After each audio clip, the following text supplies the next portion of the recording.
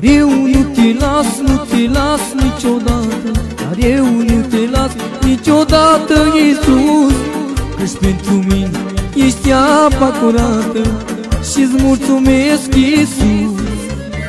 Dar eu nu te las, nu te las niciodată, dar nu te las niciodată, Iisus, căci pentru mine ești apa curată și-ți mulțumesc, Iisus.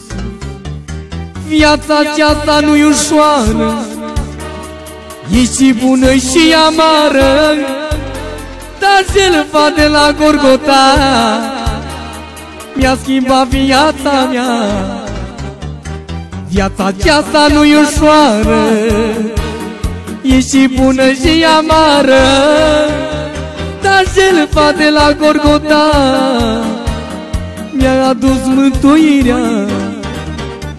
Dar eu nu te las, nu te las niciodată, dar nu te las niciodată, Iisus, căci pentru mine ești apa curată și-ți mulțumesc, Iisus. Dar nu te las, nu te las niciodată, dar nu te las niciodată, Iisus, căci pentru mine ești apa curată și-ți mulțumesc, Iisus. Două drumuri sunt în viață, unul duce la speranță, Doamne, vreau să fiu și eu cu Tine pe drumul Tău. Două drumuri sunt în viață, unul duce la speranță, Doamne, vreau să fiu mereu cu Tine pe drumul Tău. Dar eu nu te las, nu te las niciodată, dar nu te las niciodată, Iisus, căci pentru mine ești apa curată și-ți mulțumesc, Iisus.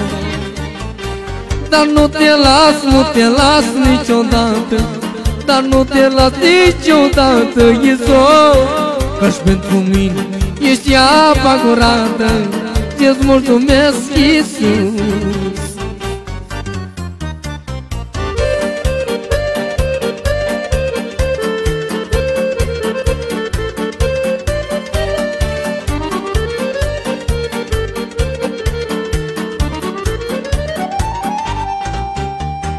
Viața aceasta trecătoare s-o vilește ca o floare, se usucă, vestejește, dar cu Domnul înflorește.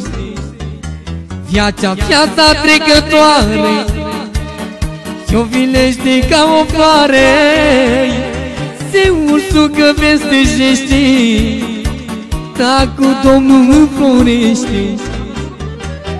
Dar nu te las, nu te las niciodată, dar nu te las niciodată, Iisus, căci pentru mine ești apa curată și-ți mulțumesc, Iisus.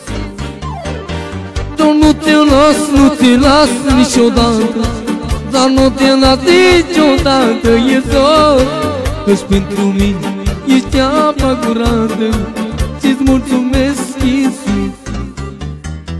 Dar nu te las, nu te las niciodată, dar nu te las niciodată, Iisus, căci pentru mine ești apa curată și-ți mulțumesc, Iisus.